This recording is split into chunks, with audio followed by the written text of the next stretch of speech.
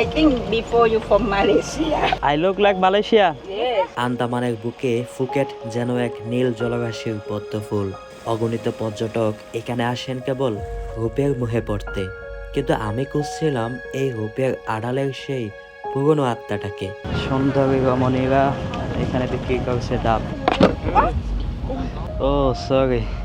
কোথা থেকে শুরু হয়েছিল আজকের এই বিলাসবহুল ফুকেটের পথ চলা? এই অসাধ্য সাধন ঠিক কিভাবে সম্ভব হলো? ও বিবাহিত, আবার মেয়ে বান্ধবীও নাকি আছে তার। So how many girlfriend you have? ইতিহাসের ধুলোবালি ঘাটে উত্তর খুঁজতে গিয়ে আমি যেন টাইম ট্রাভেলার হয়ে ফিরে গেলাম কয়েকশো বছর আগের এক অজানা ফুকেটে, যে ভ্রমণের গল্প ও ইতিহাস আমাদের অনেকেরই অজানা।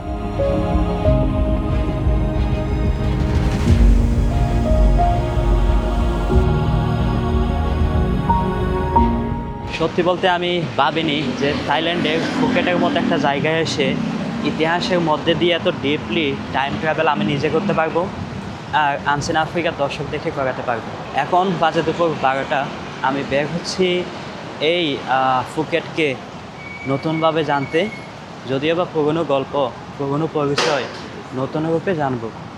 সাবস্ক্রাইব করুন আনসিন আফ্রিকা আর উপভোগ করুন আনসিন আফ্রিকার সাইব ভাইয়ের পৃথিবী দেখার এই জার্নিগুলো।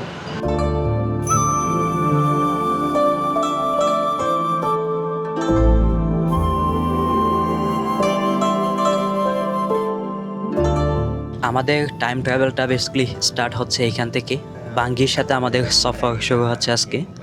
সে আজ সারাদিন থাকবে রাত পর্যন্ত আমাদের সাথেই। আমরা হোটেল থেকে বের হয়ে টুরিস্টদের ব্যস্ততম সময় পার করতে দেখতে পাচ্ছি। আশপাশে বিশ্বের বিভিন্ন দেশ থেকে আসা মানুষ আপন মনে ছুটে চলছে। এই যে ছোট ছোট গাড়িগুলো, এগুলোকে টুকটুক বলে চেনা হয়ে থাকে। আর কিছু টুকটুক আছে একদম লোকাল স্টাইলের টুকটুকগুলো, এই যে দেখতে পাচ্ছেন এগুলোই। স্কুটি খুবই জনপ্রিয়, আপনারা বেশ কয়েকটা ভিডিওতে দেখেছেন recent. Along the beach, maybe 6-7 kilometers for the beach. পাতং beach. Patong beach maybe 4 or 5 kilometers, not long, not a big. এখানকার মানুষের ইংরেজি বলার ধরনটা আমার কাছে খুবই ইউনিক লাগে। Rwanda. How to say thank you in Thai language? Khop kun khap. কপ কোন কাপ? Khop kun khap for boy. And for girl For girl, khop kun kha. পপ কোন খা? Yeah. অ্যান্ড কপ কোন Khap. কাপ? Khap boy. Khop kun khap. ছেলেদেরকে বলা হয় কপ কোন কাপ আর মেয়েদেরকে বলা হয় কপ কোন খা। অর্থাৎ ছেলে এবং মেয়ে দুজনের জন্য থ্যাংক ইউ বলার ধরনটা আলাদা। একই বিষয়টা লক্ষ্য করেছি পর্তুগিজে। মেয়েদেরকে বলতে হয় অব্রিগাদা আর পুরুষদেরকে বলতে হয় অব্রিগাদো। And how to ask how are you? Sawadi pi chai. Hello bro. চাবাতি পিছাই মানে হচ্ছে হ্যালো ব্রো। বাহ, খুবই ইউনিক তো। কপকন খাপ, কপকন খা। শিখে গেলাম থাই ভাষা। আমরা একটা বিচের দিকে আগাচ্ছি।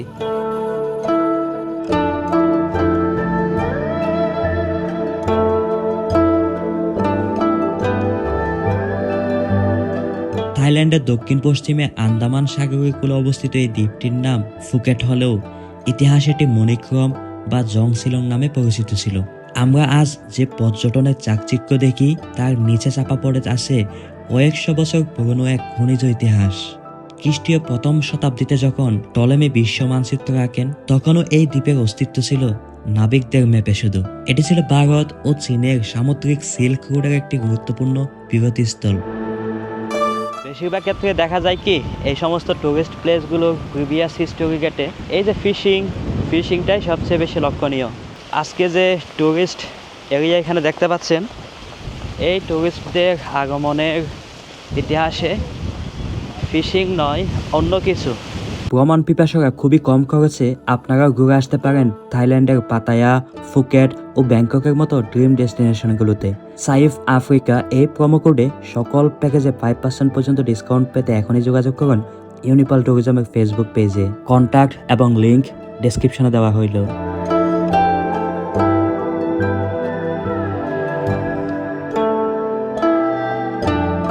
1980 সালে থাই সরকার ফুকেটের এই নীল জলরাশিকে বিশ্ববাসীর কাছে তুলে ধরার সিদ্ধান্ত নেয়। তারা ভেবে দেখে এই আন্দামান সাগর বড় পরিবর্তন নিয়ে আসতে পারে বিশ্ব পর্যটনে। এখানে অ্যাক্টিভিটিসগুলো খুবই এক্সপেন্সিভ হয়ে থাকে। এই যে স্পিড বোট নিয়ে গেল, কস্ট যদি জানাই প্রতি আধা ঘন্টার জন্য 1600 বাত, মানে প্রায় 5-6 হাজার টাকার কাছাকাছি। প্রথম আন্তর্জাতিক পর্যটন কেন্দ্র হিসেবে গড়ে তোলা হয় পাতং বিচকে। যে জায়গাগুলোতে একসময় কাদা আর তামাটের ডোলু ছিল, সেখানে তৈরি হলো বিলাসবহুল রিসোর্ট। এখানে বিক্রি হচ্ছে ডাব 60 বাত দিয়ে। Hello, how much? 60। Please give me one. Yes. সুন্দরী রমণীরা এখানে বিক্রি করছে ডাব, ফ্রিজ থেকে বের করে দিচ্ছে।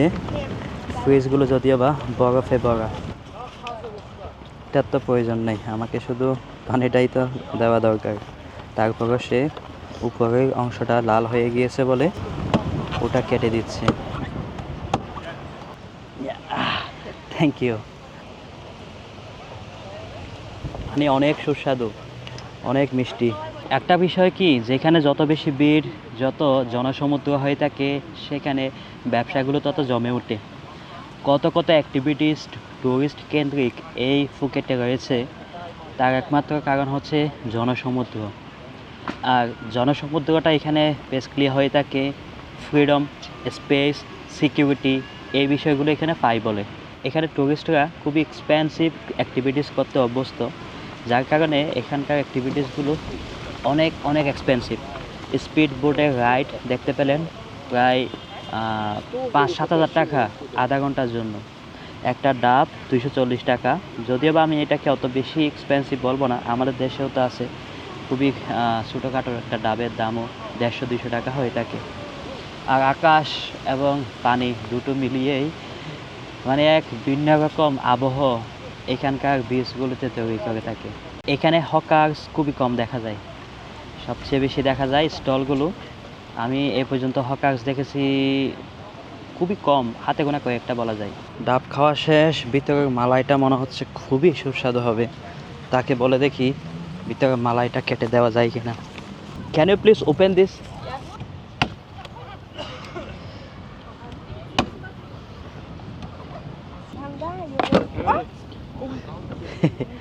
ও সরি, সে ব্যথা পেয়েছে।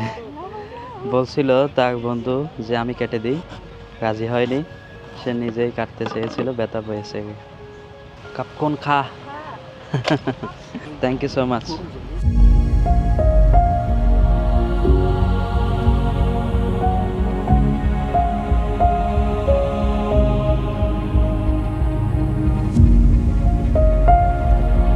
এখানে বিচ এরিয়াগুলোতে শ্যুট করতে খুবই অকওয়ার্ড লাগে, কারণ সকলেই যে যার যার মতো করে এনজয় করছে, তার পরিবারের সাথে, আত্মীয় বন্ধুবান্ধবের সাথে, বান্ধবীর সাথে।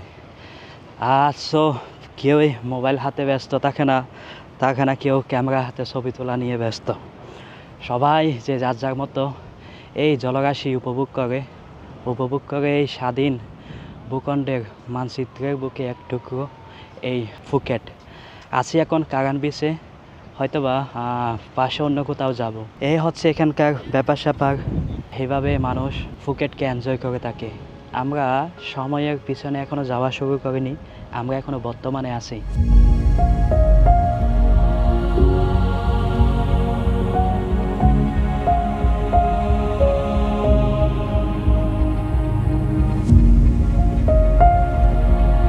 তো ও বিবাহিত, আবার মেয়ে বান্ধবীও নাকি আছে তার। Okay, so how many girlfriend you have? Only one? I'm not sure. Huh? I'm not sure. You have a lot of girlfriend? A little bit. Oh, তাকে জিজ্ঞেস করলাম a lot আছে কিনা, বলেছে না little bit.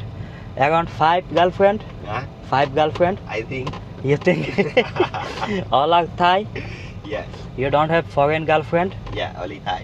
Only Thai, no foreign. আমরা এখন এখান থেকে বের হয়ে কাটা বিচের দিকে মেবি যাচ্ছি, ওখানকার আবহাওয়াটা একটু দেখবো। 7-Eleven হচ্ছে এখানকার জনপ্রিয় গ্রোসারি শপ। ম্যাক্সিমাম টুরিস্টরা এখান থেকে ডেইলি গ্রোসারি আইটেমের কেনাকাটাগুলো করে থাকে। You look very smart, that's why you have a lot of girlfriend. Very logical. 16শো শতাব্দী থেকে ফুকেটের ভাগ্য বদলাতে শুরু করে একটি দাঁতর হাত ধরে টিন। তখন ইউরোপীয়রা টিনের জন্য পাগল ছিল। 1545 সালে পর্তুগিজরা প্রথম এখানে বাণিজ্যের সুযোগ পায়। এরপর ফরাসি এবং ওলন্দাজরা আসে। কিন্তু ফুকেটের চেহারার সবচেয়ে বড় পরিবর্তন আসে 1800 এবং 1900 শতাব্দীতে। থাইল্যান্ডের রাজা দ্বিতীয় রামা এবং চতুর্থ রামার আমলে যখন বিশ্ববাজারে টিনের চাহিদা তুঙ্গে, তখন হাজার হাজার চীনা শ্রমিক এখানে খনি শ্রমিক হিসেবে পাড়ি জমায়। এই শ্রমিকরাই আজকের ফুকেটের সংস্কৃতির প্রাণ। আমরা এখন আসছি কাটা বিচে। এখানেও প্রায় সেম পরিস্থিতি, সেম আবহাওয়া। মোটামুটি সবাই নেচারকে এনজয় করে যাচ্ছে রীতিমতো। The boat, The boat, how much? many plan, up to you want to go. Yes, you want to go 1 day trip. I think maybe 1,000 a little bit. 1000 1 day trip. PP Iceland, Similan have many plan. Yeah, Okay. 1 day trip. মোটামুটি একদিনের ট্রিপের জন্য 1000 বাত নিয়ে থাকে। একটাতে 30-40 জন মতো থাকে। এ হচ্ছে এখানকার কস্টিং। আর এখানে কত সুন্দরভাবে সাজানো গোছানো ব্যাপার স্যাপারগুলো।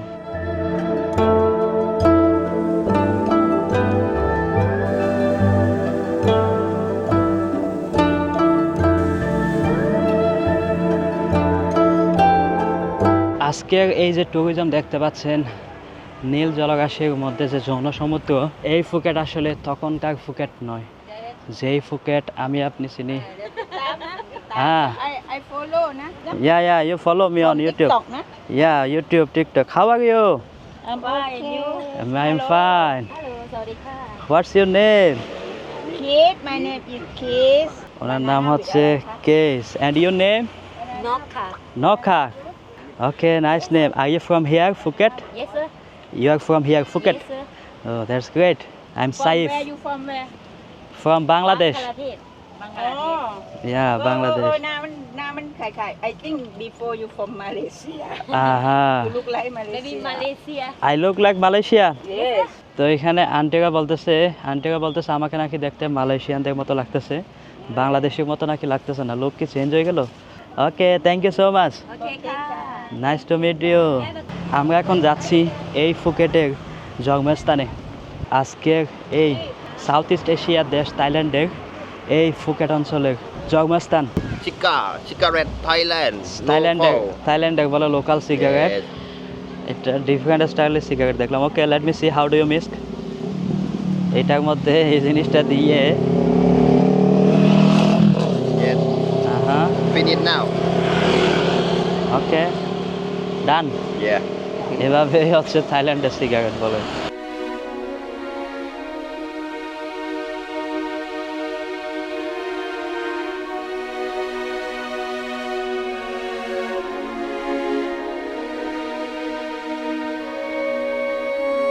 ফুকেটের ইতিহাসে একটি তারিখ স্বর্ণাক্ষরে লেখা আছে, 13ই মার্চ 1785। বার্মার সেনাবাহিনীরা যখন ফুকেট আক্রমণ করে, তখন দ্বীপটি রক্ষার জন্য কোনো সুসংগঠিত বাহিনী ছিল না। সেই সংকটের নেতৃত্বে আসেন দুই নারী, হুন ইং চান এবং তার বোন কোন মিক। তারা দ্বীপের নারীদের পুরুষের পোশাক পরিয়ে যুদ্ধের অভিনয় করিয়ে বার্মিজদের বিভ্রান্ত করে এবং শেষ পর্যন্ত তাদের বিতাড়িত করেন। আজও তাইরা এই দুই বীরকে অত্যন্ত শ্রদ্ধার সাথে স্মরণ করে। আমরা খুবই ডিফারেন্ট একটা জায়গায় আসছি, খুব ইন্টারেস্টিং হতে পারে। বি ফার্ম বলা হচ্ছে, মৌমাছির ফার্ম। আমরা ডান দিকে যাব দেখি, এইখানে ওয়েটিং প্লেস, এদিকে গাড়ি যাওয়া আসার রাস্তা, খুব সুন্দরভাবে ফ্রেমিং করা রাস্তাগুলো। Hello, I am from Bangladesh. Yes. First, we're going to look at the bee in garden, right? Okay, let's And see. inside you can try our something made by the bee. And Sure, there's sure. honey inside. Your name? Get, Jet. yeah. My name is Saif. Pardon? Saif. Size. Yes. Nice to meet you. Thank you so much. Right. আসতে প্রথমে এখানে একটা token লাগিয়ে দিল, তারপর সে আমাদেরকে এখানে ঘুরে দেখাচ্ছে। এটা বলে bee farm, honey farm in Phuket. বাহ, এখানে তারা And try some honey there. Honey farming করতেছে, হানি চাষ করতেছে, মধু কিভাবে চাষ করা হয় To দেখো। show you how we keep the bee. Okay, And you see this one is a Thailand bee. But it's a hybrid species. We breed it between Thai and European honeybee. Okay, We use this species because they give a lot of honey, not too much aggressive and not like to swarm in head. Okay, Inside there are worker or female. Lifespan of them 45 days only. After that, they die. Yeah, but queen, she can lay egg more than 1,000 eggs per day. 1,000 egg. Yeah, only one queen for the whole box. When have two, they fight who wins become queen. But they have season in spin. They may separate hive and swarm to other pairs to build new hive. Okay. And this box we collect honey every 3 months. In 3 months, we collect honey 6 to 7 kilo for one box. That's great. যে ব্যবসায়ের ধরনটা এটা হচ্ছে ফ্রিতে এখানে ঢুকতে দিবে, দেখবে কিভাবে কি হচ্ছে, চাষবাস কিভাবে হচ্ছে, তারপর ভিজিটররা ইন্সপায়ার হয়ে এই দোকানটাতে ঢুকাবে। এটাই হচ্ছে মেইনলি তাদের বিজনেস মডেল বলতে পারেন। বিভিন্ন পারফিউমস এগুলো বিক্রি করতেছে, আর এখানে বিভিন্ন We have মধুগুলো two types বিক্রি of honey in করতেছে। here. Okay. We have longan and wildflower. Let's try longan first.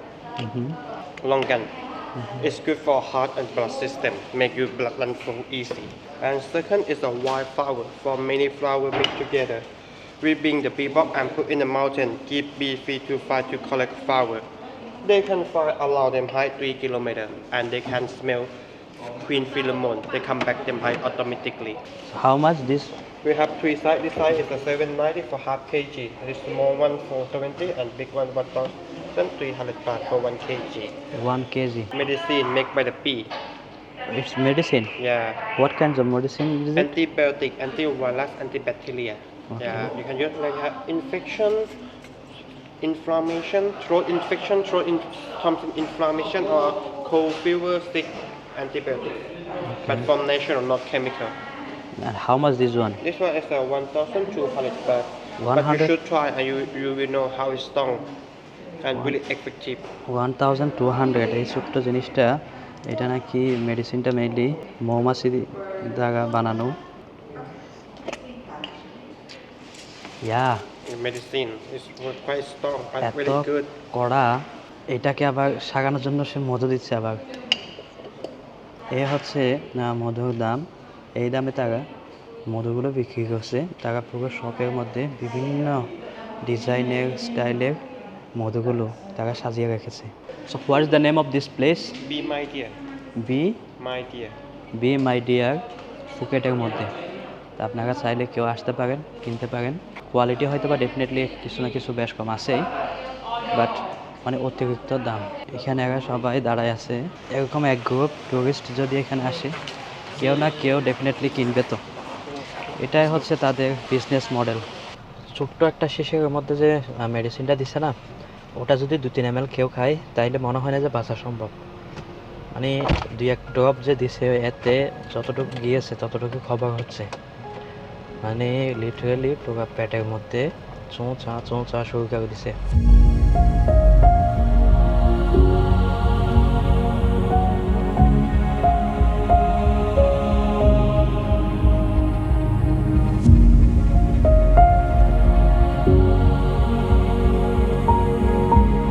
মানুষ আসলে থাইল্যান্ড দেখতে আসে না, আসে থাইল্যান্ডকে উপভোগ করতে। এর মধ্যে গুটি কয়েক যদি মন চায় থাইল্যান্ড দেখব, তাহলে এই জায়গাটাতে আসে যেখানে আমি দাঁড়িয়ে আছি। কথা বলে ইতিহাস, লিখে ইতিহাসের গদ্য, এই শহরটা। Welcome to Phuket old town. যে ওল্ড টাউনে আপনি যেতে অনীহা প্রকাশ করি, সেখানে যে বাড়িগুলো দেখতে পাচ্ছেন এগুলো 19শ শতাব্দীর শেষের দিকে নির্মিত। একে বলা হয় সিনো পর্তুগিজ স্থাপত্য, যেখানে চীনা নকশার সাথে ইউরোপীয় পিলারের এক অদ্ভুত মেলবন্ধন ঘটেছে। থাইল্যান্ড, চীন, জাপান এরকম দেশগুলোর খাবার খুবই উদ্ভট হয়ে থাকে বা খুবই আজব হয়ে থাকে, আপনারা শুনেছেন। হ্যালো, তো সেরকম একটা খাবারের দোকান দেখতে পাচ্ছি। What is this? Chicken. Those are live chicken? I mean real chicken? Plastic? Oh, plastic. এখানে মূলত সি ফুড বিক্রি হচ্ছে। And those are তমিয়া। ও, এটা চিংড়ি। ও, এটাও চিংড়ি, এটাকে বলা হচ্ছে। And this one plastic? Yeah, plastic. Oh, okay. And that, what's the price for this? 260. 260. 260. ও আছে মিয়ানমার থেকে, মানে আমাদের প্রতিবেশী দেশ থেকে। আমি প্রথমে মনে করছিলাম কি ওগুলো চিকেন, দেখলাম যে না, এগুলো বলে প্লাস্টিক, তো ডিজাইন করে সাজায় রাখলো। আমরা এই ওল্ড টাউনের গলিতে হেঁটে একটা ভিন্ন রকম ভাইব পাচ্ছি, কত নিট অ্যান্ড ক্লিন। টুরিস্ট এখানে আসে, তবে তুলনামূলক খুবই কম, বলা যায় 5 থেকে 10% টুরিস্ট হয়তো বা এই ওল্ড টাউন ভিজিট করতে আসে। আর অধিকাংশই আসে বিশেষ করে ফুকেটে বিচ দেখতে। এরকম কিছু সুভেনিয়ার শপগুলো দেখা যায়।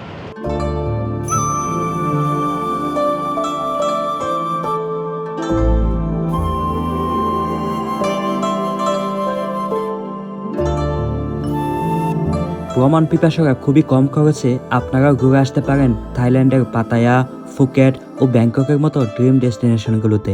সাইফ আফ্রিকা এই প্রোমো কোডে সকল প্যাকেজে 5% পর্যন্ত ডিসকাউন্ট পেতে এখনই যোগাযোগ করুন ইউনিপাল ট্যুরিজমের ফেসবুক পেজে। কন্ট্যাক্ট এবং লিঙ্ক ডেসক্রিপশনে দেওয়া হইল। এই জায়গাটাতে সে খুবই ভৌতিক একটা পরিবেশে চলে আসলাম। এখানে মোটামুটি কালো জাদুর অনেকগুলো সামগ্রী রাখা আছে, আর ভিতরে মূলত স্পা এবং রেস্টুরেন্ট। এন্ট্রি হচ্ছে 200 বাত। এই জিনিসগুলো আসলে নিয়ে ঢোকা অ্যালাউ না। যে খাবার সার্ভ করে থাকে অতিথিদেরকে খুবই আজব এবং অদ্ভুত সব মেনু তারা সার্ভ করে থাকে। এইখানে দেখতে পাচ্ছেন, আমি আসলে নামও জানি না ঠিক, কত ইউনিক স্টাইলে রান্নাবান্না করে থাকে তারা। আর এইখান থেকে রান্না হওয়া খাবারগুলো এখানেই তারা সার্ভ করছে। যেখানে যাই চেষ্টা করি একটা ম্যাগনেটিক সুভেনিয়ার নিতে। এটা নিচ্ছি, এখানে দাম লেখা আছে, একটা নিলে 40 আর 3টে নিলে 100। সো 3টার প্রয়োজন নেই। Hello, it's how much? 40 Baat, 40 বাতের এরকম কিছু সুভেনিয়ার্স এখানে আছে, স্মৃতি হিসেবে নিয়ে যাওয়া।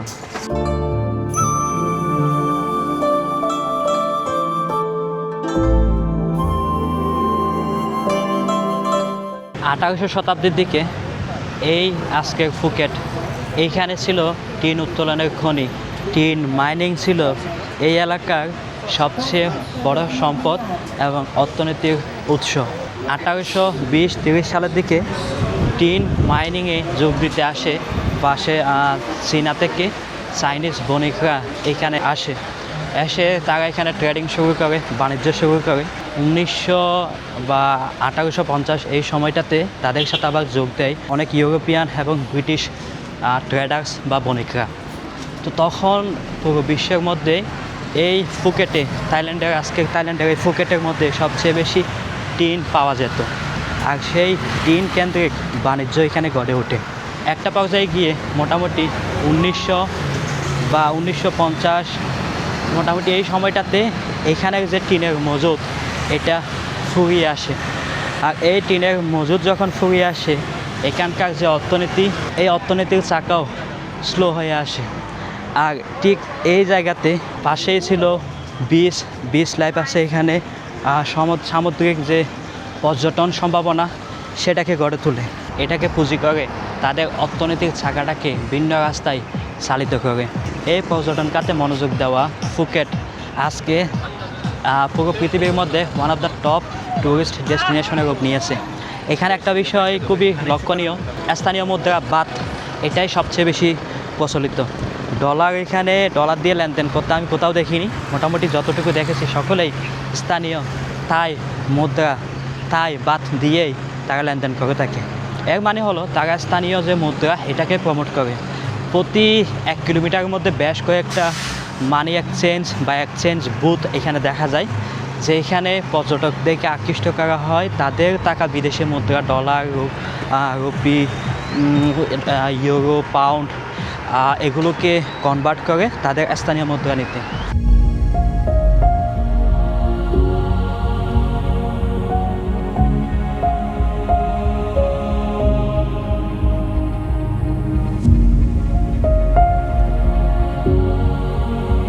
এই বাসগুলো মেইনলি ফুকেট সিটি ট্যুর করার জন্যই। চলুন একটু জেনে আসি দাম কেমন এটা। Hello, what's the cost for the 1 hour? Just 30 minutes for 1 hour. 30 minutes. How much? Free. Free? Yeah. এই বাসগুলো মূলত ফুকেট মিউনিসিপ্যালের পক্ষ থেকে এবং থাইল্যান্ড ট্যুরিজম কর্তৃপক্ষের পক্ষ থেকে ফ্রিতেই দেওয়া হয়। 30 মিনিটের ফ্রি একটা ট্যুর দেওয়া হয় এই ওল্ড টাউনে।